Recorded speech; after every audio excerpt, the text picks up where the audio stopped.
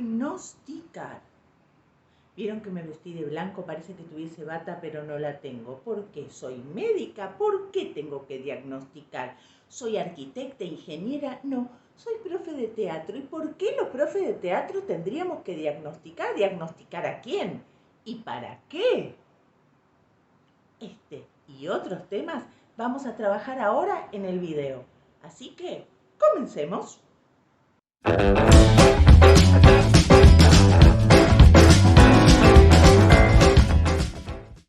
Entonces, ¿qué es diagnosticar?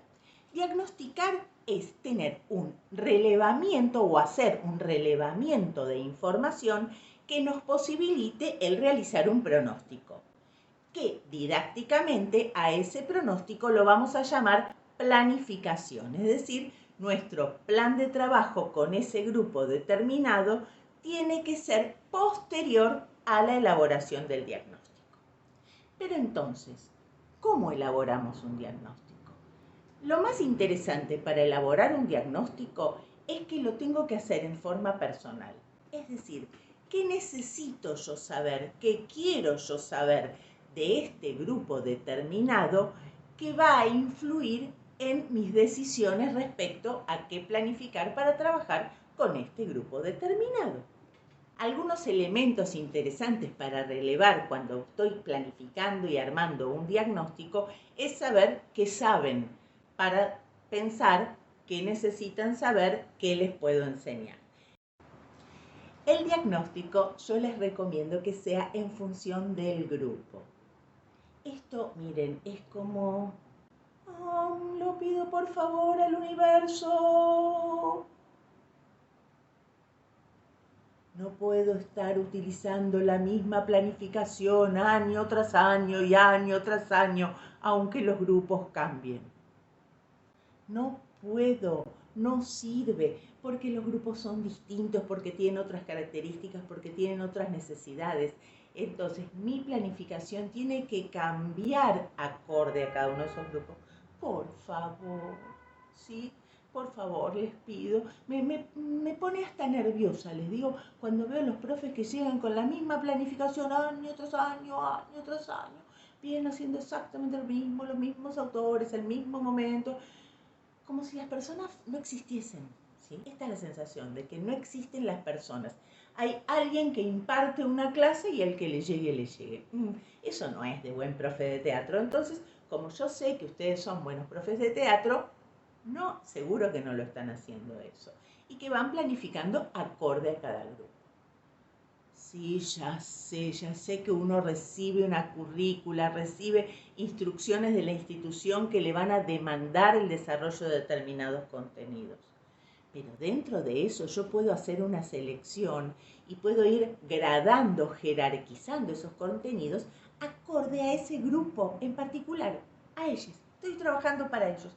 El resto se va a ir adaptando. Es mejor que se adapten los contenidos y no que el grupo se tenga que adaptar a los contenidos.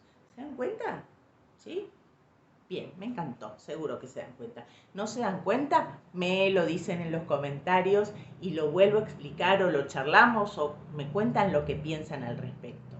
Y ya que interrumpí, les digo rapidito porque hoy tengo mucho para hablar y no quiero invertir tanto tiempo en esto que me escuchan decirlo siempre.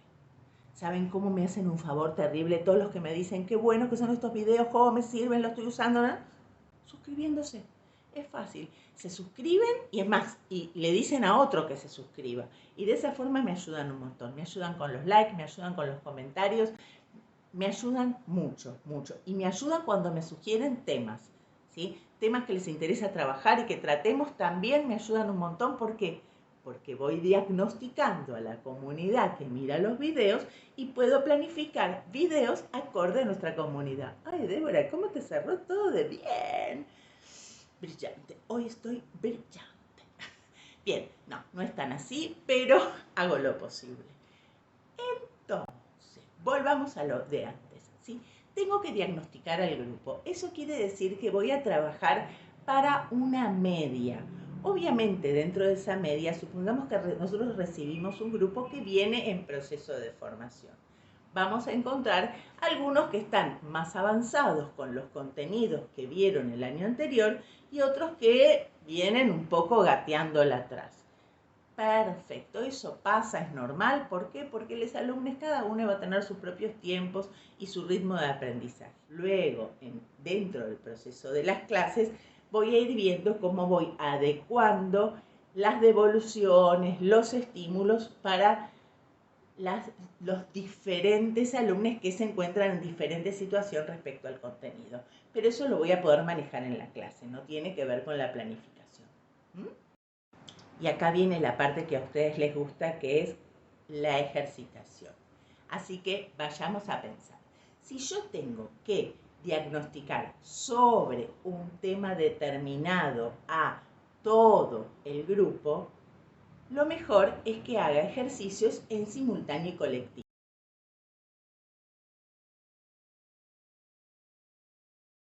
De esa forma vamos a ir viendo cómo se relaciona. Imagínense que nosotros pudiésemos poner un dron en el aula y ver el aula, el piso del aula como si fuese un mapa. Entonces lo que vamos a ver es que vamos a tener sectores. Vamos a tener un sector al que yo llamo la periferia. Ese sector está muy pegado a las paredes del aula, ¿sí? Todas aquellas paredes que posibilitan que los alumnos se acerquen, ¿sí? Son los de la periferia. Luego vamos a tener lo que es el centro del aula, a lo que vamos a llamar el centro, ultra creatividad. ¿Sí? Y luego vamos a llamar a lo que está entre el centro y la periferia como el medio, ¿sí? Lo que yo llamo la corriente, es el lugar donde corre el grupo, recorre, es un lugar de intercambio, es el lugar más interesante para que estén trabajando, para que puedan investigar. Ya les voy a explicar bien por qué es el más interesante. Esto con respecto a la espacialidad, si lo vemos desde el dron. Ahora, posicionen al profesor o la profesora, en este caso, en un ángulo del aula. Desde ese ángulo yo estoy desarrollando las consignas, voy explicando las consignas o voy reconsignando sobre la marcha mientras estoy trabajando en una actividad. Vamos a encontrar ahí lo que yo voy a llamar el área de penal, sí, como en el fútbol, el área de penal. Tácita, nunca nadie habló de ese área, pero si el profe está en un ángulo, vamos a ver que se genera un semicírculo delante del profesor que parece que es el área de penal, donde nadie puede entrar a ese área porque es como un área privada. Los alumnos no entran en ese área, pero a partir de ese área vamos a ir teniendo diferentes olas. Entonces vamos a tener lo que llamamos la primera ola, ¿sí? Que es pasada ese área, la próxima área, ¿sí? Es la siguiente ola, lo que llamamos la ola 2. En la ola 2, cuando los alumnos se instalan en la ola 2, en general están demandando mirada, ¿sí? Quieren ser mirados. Entonces, está permanentemente demandando la mirada de la profesora o del profesor.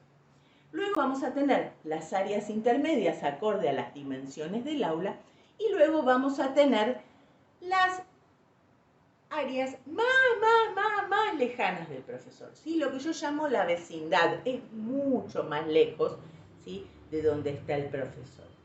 Esos alumnos que se instalan, a ver, cuando yo les hablo de las áreas de trabajo, lo que les estoy diciendo es que está instalado, que clase tras clase trabaja en esa zona, ¿sí? Que no se mueve.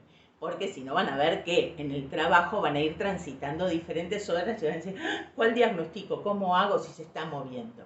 No, lo que tienen que tratar de observar es las zonas pobladas, esos lugares donde se instalan, se quedan, apenas si salen de esas áreas. Vuelvo a donde estaba. La última, la vecindad, esa que está bien lejos.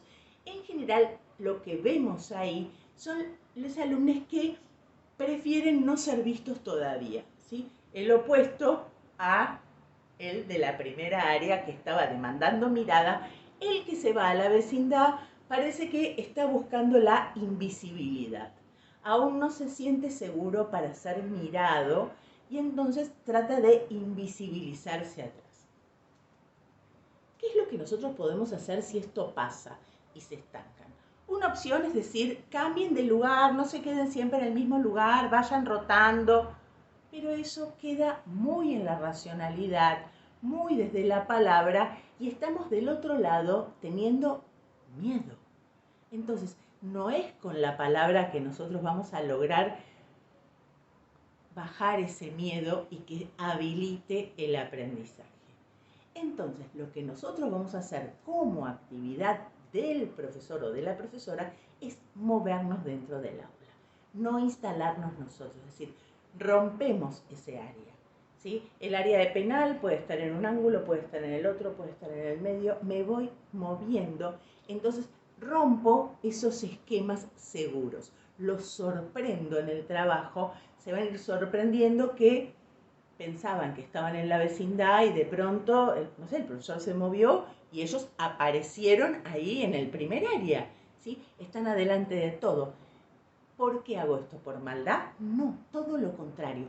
Yo hago esto para que se den cuenta que estando en esas zonas no corren peligro, no pasa nada grave y puedan habilitarse el tránsito y la relación con el espacio crezca.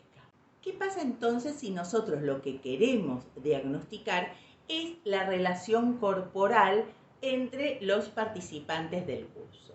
Entonces vamos a buscar actividades que promuevan el contacto corporal. Pegoteo, escena, hot, no hace falta para nada.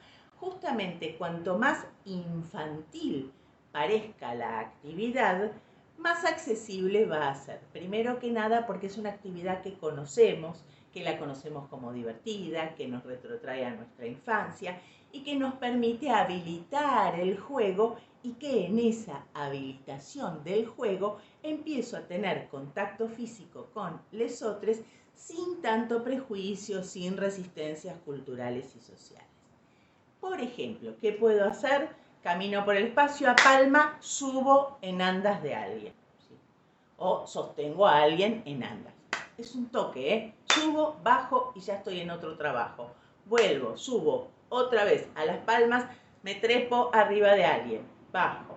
A palmas, paso por debajo de las piernas de algún otro compañero como si fuese un puentecito. Palmas, a otra cosa, es decir, con agilidad, con vértigo, con cansancio. El cansancio es muy interesante para bajar las resistencias de la cabeza, ¿sí? La cabeza, si estamos nosotros con el cuerpo cansado y estamos segregando adrenalina y descansa, ¿sí? Se distrae, no se da cuenta de lo que estamos haciendo y nos habilita el juego. Y de esta forma vamos a ir viendo cuál es la relación corporal que van estableciendo entre los compañeros del trabajo. Esto como darles un ejemplo nada más. Hay millones y yo sé que ya en este momento estás pensando en una actividad, ¿sí? Yo sé, en este momento estás pensando en una actividad para ir evaluando. ¿Cuál es la característica de estas actividades que yo les voy sugiriendo?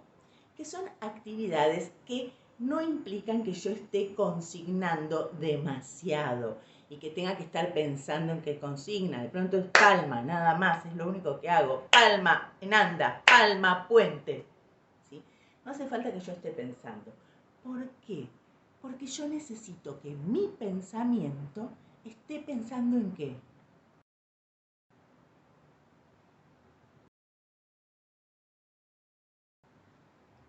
Claro, obvio, por supuesto que lo sabés. Confeti. Estás pensando en responderte esas preguntas que te hiciste para el diagnóstico. Porque esto me parece que todavía no se los dije, pero yo debo decidir qué voy a diagnosticar clase a clase de diagnóstico. ¿Sí? Voy a determinar cuántas clases voy a utilizar para elaborar el diagnóstico y eso va a hacer que yo piense para cada clase determinadas preguntas. Otro punto muy importante del diagnóstico es anotar. por favor les digo, no importa que seas re joven y que digas tengo una memoria brillante, yo me acuerdo de todo, porque no, ¿sí? Los profesores, las profesoras, aparte de esas horas que estamos en este aula con estos alumnos, tenemos vida, nos pasan cosas, nos atraviesan pensamientos, necesidades, pedidos, demandas, la vida, ¿sí? Y entonces después no nos acordamos, después nos queda como una vaga idea. No, anoten, lleven cuadernito y tuki, tuki, tuki, tuki, vayan anotando. Háganse algún tipo de formato, de convención particular, personal, que los ayude a anotar para ser más rápido, para anotar lo que necesitan, para luego leerlo, ¿sí? Luego en casa, tranquila, en un momento que, digamos, que dispongo para trabajar, porque es parte de mi trabajo, leo lo que anoté, a partir de lo que anoté me hago nuevas preguntas, a ver qué información me estaría faltando, porque esto fue interesante pero me queda incompleto, porque también hay algo que es súper importante. Lo que yo vi una vez no alcanza para diagnóstico, ¿sí? Si yo voy al doctor y justo en ese momento me atoro y toso porque me quedó algo en la garganta y sigo hablando, el doctor no va a decir que yo tengo tos, porque fue una vez, ¿sí? El doctor, para determinar que tengo tos, va a elaborar un diagnóstico. Hoy les dejo diagnóstico grabado, grabado, grabado, grabado, ¿eh? Entonces, ¿sí? Voy a tener que ver más de una vez cómo opera determinada pregunta, qué sucede, y a partir de ahí sí voy a ir sacando conclusiones, y una vez que tenga todas las conclusiones que necesito, me voy a sentar con la currícula, con la demanda institucional, con la idea que yo tenía para trabajar, y a partir de ahí, uniendo todo esto, incorporando también el tiempo del que dispongo, la espacialidad que dispongo. ¿Ven cómo van influyendo un montón de cosas? Bueno, cuando logro juntar todo eso, con todo eso súper tranquilamente, armo la planificación. Y ahí sí, voy a poder descansar en no tener que pensar qué voy a hacer la clase que viene, porque lo sé. Y voy a ir evaluando a ese grupo, cómo va relacionándose con los contenidos, me voy a ir evaluando yo en cómo voy encarando el trabajo, en cómo estoy leyendo ese grupo, en si realmente les está sirviendo las devoluciones que les estoy dando, si les son claras las explicaciones que les estoy dando. Todo esto también es importante que yo lo evalúe, pero va a quedar para otro video. Este video es específico para que veamos cómo trabajar diagnóstico. ¿Qué tal? Interesante, ¿no? Me parece que sí. Quiero comentarles a ustedes que tengo dos ideas distintas para trabajar en los próximos videos. Una tiene que ver con trabajar con determinados hacedores de teatro a lo largo de la historia y hablar un poco de ellos, y por el otro lado hablar algo de autores. ¿Qué les da más ganas? Voten, ¿sí? ¿Qué les parece mejor? ¿Hablamos de hacedores de teatro? ¿Hablamos de autores? ¿De qué quieren seguir hablando? Los dejo y nos vemos la semana que viene.